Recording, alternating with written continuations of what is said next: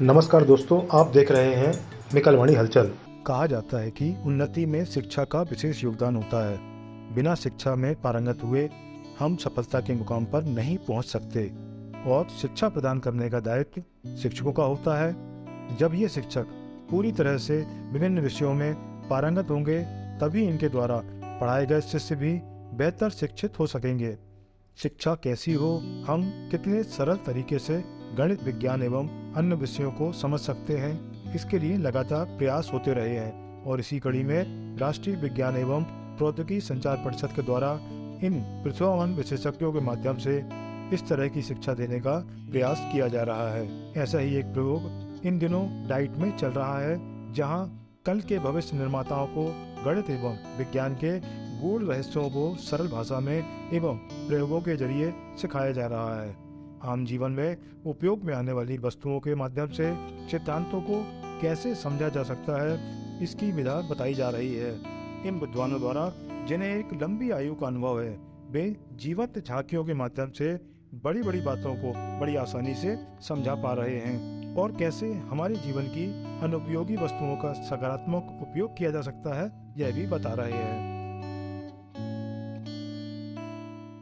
Workshop पर जाने माने जो शिक्षाविद हैं, वैज्ञानिक हैं, साइंटिस्ट वगैरह हैं, जिन्होंने इस क्षेत्र में काम किया है, वो आकर यहाँ प्रशिक्षण दे रहे हैं। तो आइए वर्कशॉप के बारे में बात करते हैं। हमारे साथ संस्था के प्राचार्य जायसवाल जी मौजूद हैं। भाई साहब नमस्कार। नमस्कार सर। ये वर्कशॉप क्या चल रही, थोड़ा बताएंगे? चलिए ज़रूर। क्या है, डाइट का एक मुख्य उद्देश्य होता है कि हम गुणवत्तापूर्ण प्रारंभिक शिक्षा कैसे सुनिश्चित करें।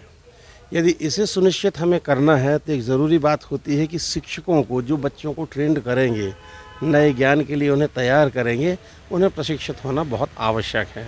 तो ये हमारी जो विज्ञान की प्रयोगशाला है, जो कि national council for science and technology नई दिल्ली से हैं, तो इनसे हमारा संपर्क हुआ, इनसे बात हुई।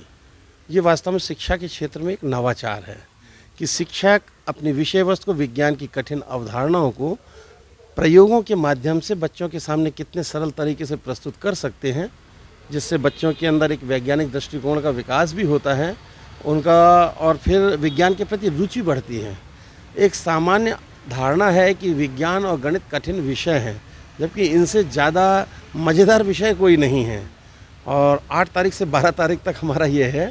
इसमें हमने देखा कि हमारे बच्चे, छुट्टियों के दिन भी चल रहे थे, पूरे समय बच्चे थे।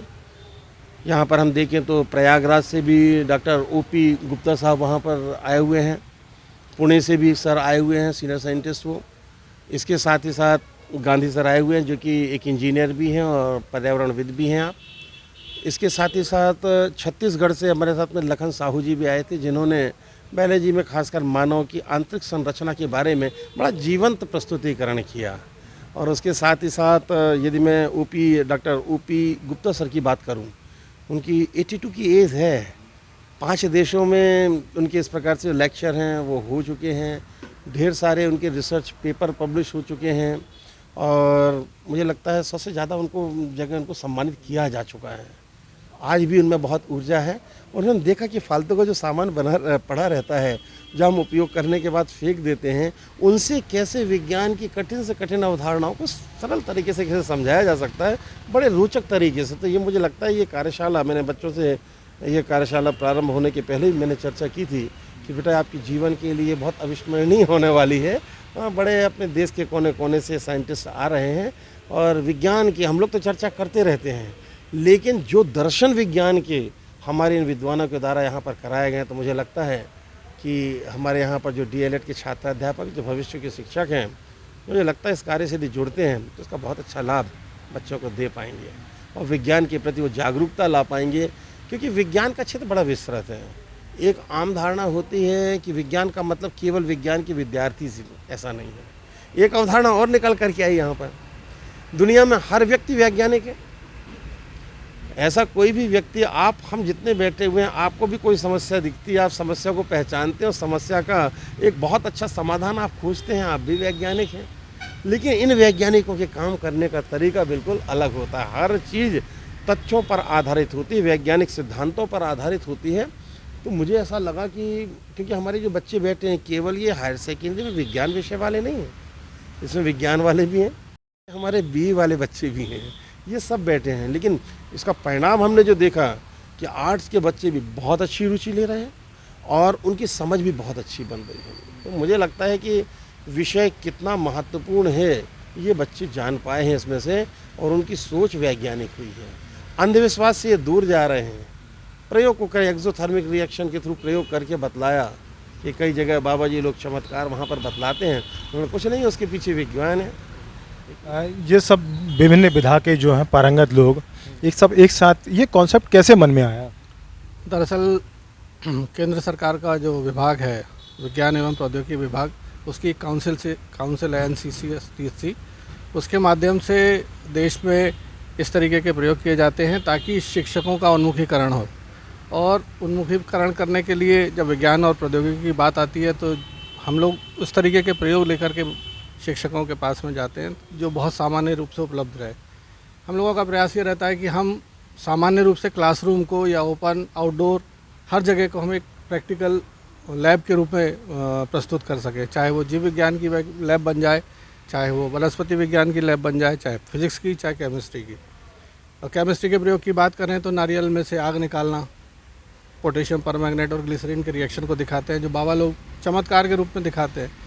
ऐसे ही पर्यावरण की बात करते हैं, जब हम बाहर निकलते हैं, किसी पेड़ के नीचे बैठते हैं, जैसे आज हम पेड़ के नीचे बैठे हैं, हम कल्पना करें कि हम पेड़ के नीचे ना बैठ करके एक कमरे के अंदर हैं, तो हमें उस कमरे को ठंडा करने के लिए हमें कूलर की आवश्यकता पड़ती है, और कूलर को हवा को ठंडा करने के लिए पानी की आवश्यकता पड़ती है। हम इस पेड़ के नीचे बैठे हैं, ज़मीन के नीचे से आने वाला पानी उन पत्तियों के कोने कोने तक पहुंच रहा है, और वो जब हिलती हैं, वो जो प्राकृतिक हवा मिलती है वो ठंडी मिलती है। वो एहसास भी हम उनको दिलाते भी हैं और इस तरीके से बताते हैं कि वो अपने भावी जो स्टूडेंट्स हैं उनको उस तरीके से बता सकें। जो बच्चों को सिखा रहे हैं आप, बच्चों में नैसर्गिक प्रतिभा होती है और कहते हैं गुदड़ी के लाल जो ग्रामीण क्षेत्रों में बहुत प्रतिभावान लोग होते हैं, लेकिन उनकी प्रतिभा आगे तक नहीं बढ़ पाती। इसको लेके कोई कॉन्सेप्ट मन में है क्या? दरअसल हम लोग तो यहाँ काम करने आए हैं, तो हमारे पास में प्रोजेक्ट जो है वो आदिवासी जिलों के लिए काम करने वाले का। इस तरीके से आप मान के चलिए कि सरकार एक तरीके से सेंटा क्लॉज है, उसके डब्बे में तो सबके लिए गिफ्ट है, लेकिन उन्होंने मध्य प्रदेश के आदिवासी जिलों में काम करने के लिए अगर हमें भेजा है तो इसका मतलब ये कि हम चाहते हैं कि आदिवासी अंचलों के ग्राम से भी ना केवल बेहतर टीचर निकलें, और बेहतर टीचर निकलेंगे तो डेफिनेटली बेहतर जो कहना चाहिए योग्यता निकल करके तो आएगी। कुछ समय पूर्व हम देखते थे कि आविष्कार अधिकतर विदेशों में ही होते थे। अब स्टार्टअप जो चालू हुआ है इंडिया में, तो देखने में आ रहा है कि जो प्रतिभा लोगों की, युवाओं की सामने आ रही है। कितना अंतर समझ में आता है पिछले समय में और आज के समय में? दरअसल इसमें थोड़ा सा विरोधाभास है। यदि अगर हम बात करें कि हमारे देश में विज्ञान नहीं था तो गलत बात है। अगर पुष्पक विमान की चर्चा अगर हमारे पौराणिक ग्रंथों में मिलती है तो वो मैनलेस, मैं आज़ादी के बाद के पीरियड की और अभी आपने बोला ना अंग्रेज़ों की तरफ ज़्यादा खोज होती है। अंग्रेज़ों ने एक्चुअल में डॉक्यूमेंटेशन के मामले में वो परफेक्ट है। परमाणु शब्द का नाम सबसे पहले हमारे देश के ही एक ऋषि कणाद ऋषि ने किया था। आप ये नहीं कह सकते कि, लेकिन ये है कि हमारे पास में जो लिटरेचर था, हमारे पास में जो साहित्य था, वो तथाकथित लोगों ने बाहर से आकर के आक्रांताओं ने उसको नष्ट किया। नालंदा यूनिवर्सिटी को जलाने में कई दिन कई महीने लग गए, यानी आप मान सकते हैं कि उसके पास में कितना मटेरियल रहा होगा। विदेशों से लोग यहाँ सीखने आते थे और हमारे पास में हमारा ही डॉक्यूमेंट नहीं है, ये हमारा दिक्कत की बात है। चलो ठीक है, अब डॉक्यूमेंटेशन हो चुका है, अब नवाचार की बारी है। माँ भी एक साइंटिस्ट है, अगर माँ साइंटिस्ट नहीं होती तो भिंडी को उबाल करके बनाती, क्यों नहीं बनाती? वो उसे पता है कि भिंडी को उबाल के बनाएंगे तो वो लेस छोड़ देगी, है ना, उसका ज्ञान है ना। वो कभी भी अपना सामान पकाने का सामान है, मसाले छोटे डब्बों में रखती है, वो बड़े डब्बों में नहीं रखती है, अनाज को नीचे रखती है। वो क्या है? वो एक मैनेजमेंट है, किचन मैनेजमेंट एक बहुत बढ़िया लैब है, केमिस्ट्री की, फिजिक्स की परफेक्ट लैब है। हमारे यहाँ जो गुरुकुल परंपरा थी जिसमें बहुआयामी ज्ञान दिया जाता था, शिक्षा दी जाती थी, आज की जो शिक्षा है उससे हटकर है। क्या मानते हैं, वो ज़्यादा उपयोगी थी कि ये वाली? मेरे ख्याल में ऐसा नहीं है। मेरे ख्याल में तो ये है कि अभी वास्तव रूप से अगर देखा जाए तो एक छोटा सा पीरियड अगर छोड़ दें, अब देखें तो अब जितने भी शैक्षणिक संस्थान हैं उन लोगों का स्वरूप भी बड़ा है। आदिवासी इलाकों की बात करें तो गुरुकुल देखिए, कन्या शिक्षा परिसर देखिए, नवोदय विद्यालय देखिए, वो विशाल परिसर है, उनमें सब कुछ है। बस ज़रूरत है वहाँ पर आने वाले पढ़ाने वाले टीचर्स उस झील के साथ में उन बच्चों को पढ़ाएं, ताकि वो बड़ी संख्या में लाभान्वित हो सके और बड़ी संख्या में हमारा देश तरक्की कर सके। और गुरुकुल से कंपेयर की बात की जाए तो मेरे ख्याल में गुरुकुल तो कोई भी जगह हो सकती है। पुरानी बात और थी, पुराने समय में गुरुकुल परंपरा समृद्ध लोगों के लिए, राजाओं के बच्चे गुरुकुलों में जाके पढ़ा करते थे। आम इंसान तो अपनी प्रकृति से सीखा करता था। एकलव्य उसका उदाहरण है। कुछ हट के बात करें तो हमारे अपने ज़िले की बात करें यदि, जैसा कि आप साइंस और गणित यहाँ बच्चों को सिखा पा रहे हैं, ग्रामीण क्षेत्रों में साइंस गणित के टीचर नहीं हैं। अब समझ सकते हैं आप कि प्राथमिक स्थिति क्या होगी शिक्षा की और कैसे बच्चे इस स्तर तक आ पाएंगे। मैं इस बात को मान सकता हूँ, लेकिन सहमत इसलिए नहीं हूँ कि कई बार क्या होता है कि यदि यहाँ पर जो टीचर्स यहाँ पर ट्रेनिंग ले रहे हैं, ये अगर आर्ट्स का टीचर है, ये अगर साइंस अगर पढ़ाना चाहे तो पढ़ा सकता है। ऐसा नहीं है। पाठ्य पुस्तकों में इसने 10वीं तक तो विज्ञान पढ़ा है, बस उसको रुचि वैसी पैदा करने की ज़रूरत है। बाकी तो टैलेंट अपने आप निकल करके आता है। ये ज़रूरी है ये कि भाई अगर शिक्षकों की संख्या अगर सभी स्कूलों में पर्याप्त रहे तो दिक्कत नहीं होगी, लेकिन समय के साथ में बदलेगा, अच्छे दिन आएंगे। कि विज्ञान में जो योगदान है दूसरे देशों का ज़्यादा है। मेरे ख्याल से अपन अपने इतिहास को उठा करके देखें, आप आज़ादी के बाद की बात भी कर रहे थे, मेरे ख्याल से विश्व का ऐसा कोई भी स्पेस मिशन या दूसरे मिशन नहीं है जहाँ पर भारतीय वैज्ञानिक उसका हिस्सा नहीं है।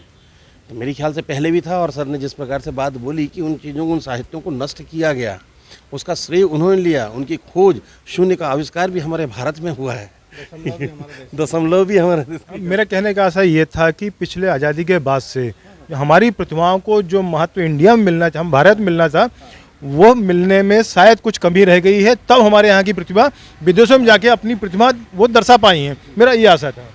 नहीं, ये कुछ हद तक सही भी है।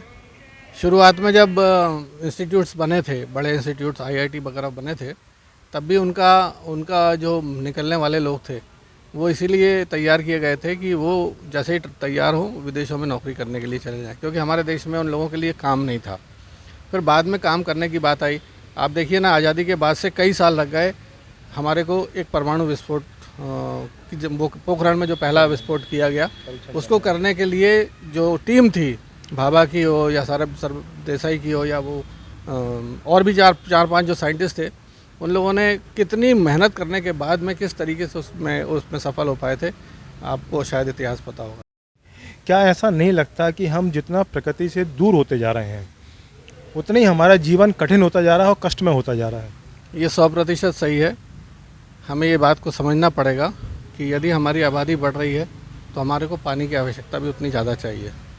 उसके लिए सबसे ज़्यादा आसान तरीका है कि हम पानी का संरक्षण इस प्रकार से करें कि एक तो वाटर हार्वेस्टिंग ठीक से होना चाहिए हर बिल्डिंग में, चाहे वो नगर पंचायत की कोई बिल्डिंग हो, कोई स्कूल हो, चाहे बड़ा इंस्टीट्यूट हो या छोटा स्कूल हो, इवन हर घर में एक वाटर हार्वेस्टिंग होना चाहिए, ताकि सबसे पहले तो हमारा भूगर्भ जल समृद्ध हो।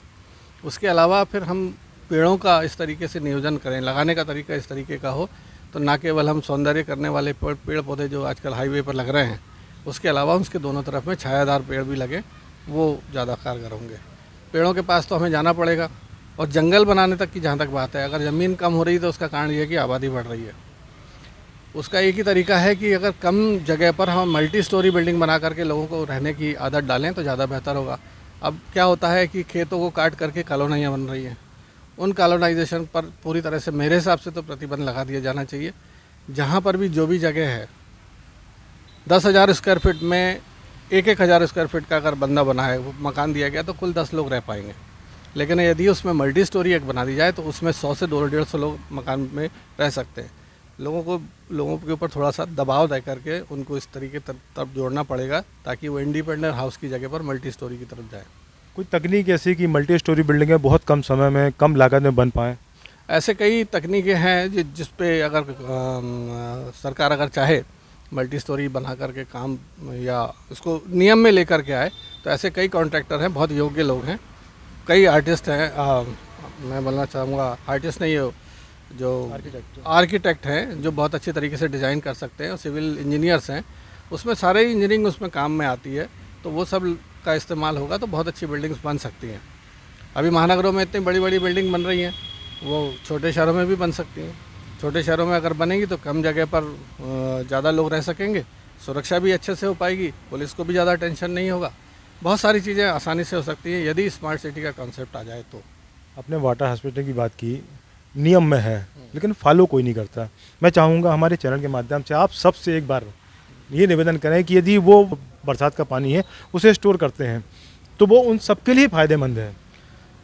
देखिए, अगर पानी की अगर बात करें तो पानी तो ऐसा विषय है जो आपने मेरे सबसे प्रिय विषय है, और वाटर हार्वेस्टिंग को लेकर के लिए मैं लोगों को सिर्फ एक चाय के बदले में सेवा देता हूँ। ऐसा है कि अगर लोग ये मान लें, हालांकि शासन में नियम है और जो नए मकान भवन की अनुमति लेते हैं तो नगर पालिकाएँ या जो नगर प्रशासन है उसके पास एक पैसा जमा होता है वाटर हार्वेस्टिंग के करने के लिए। जिम्मेदारी स्थानीय प्रशासन की अपने टीम के द्वारा उसके मकान में सुनिश्चित करने की रहती है कि उसने वाटर हार्वेस्टिंग कराया। लेकिन होता ये है कि उसका क्या होता है वो सब चीज़ें आप ज़्यादा खोज में जाएंगे तो वो होगा। लेकिन मैं तो लोगों से ये कहना चाहूँगा कि अगर हम अपने शरीर में 70% पानी लिए घूम रहे हैं तो इसको प्रकृति का आशीर्वाद मानना चाहिए। लेकिन हमारी जिम्मेदारी बनती है कि हम धरती में भी उस 70% का बैलेंस बना करके रखें। वो उसको करने के लिए वाटर हार्वेस्टिंग सबसे ज़्यादा कारगर उपाय है, और हो सके तो छोटे छोटे गार्डन को जंगल के रूप में बना देना चाहिए। वो घूमने लायक भले ही ना हो लेकिन खूब सारे पेड़ लगाना चाहिए ताकि वहाँ पर भूगर्भ में पानी ज़्यादा से ज़्यादा रहे और वहाँ के क्षेत्र की जनता का कईयों साल तक काम चलता रहे। आपने समय दिया, आपका बहुत बहुत धन्यवाद। बहुत बहुत धन्यवाद, आपने बहुत अच्छी बातें की और आपके सवाल बहुत अच्छे थे। बहुत बहुत धन्यवाद।